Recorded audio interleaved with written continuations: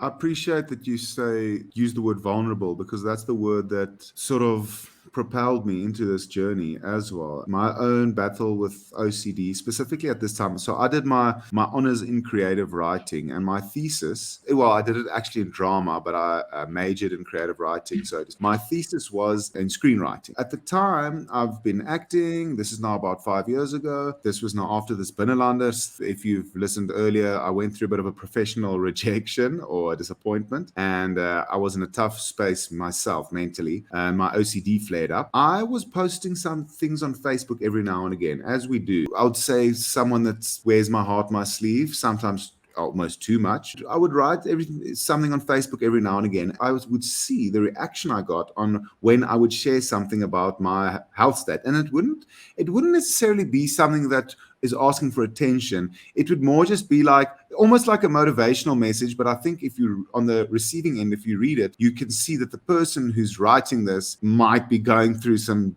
challenging things. And then I started getting direct messages on Facebook of people that said like, wow, thank you for opening up about this. I've got my own challenge. And I saw this appetite for honesty and vulnerability and sharing of things that we often hide because we feel ashamed. And there's some stigma around this sort of a thing about like being honest or being vulnerable is weak. It was actually the inverse was, I found to be true, that it took a lot of courage to be vulnerable. It's quite scary actually at times. I was sitting there with this degree in screenwriting, or not screenwriting, but having had this sort of education, and I had this burning desire to share something that might make these people that are reading my Facebook statuses on a bigger scale feel less alone. Because when I go through my OCD obsessions or compulsions, it's a deeply, deeply alienatingly lonely place. Hi, I'm Steve Rodgers. I hope you're enjoying the show. If you'd like to hear more from thought leaders, executives, CEOs, entrepreneurs,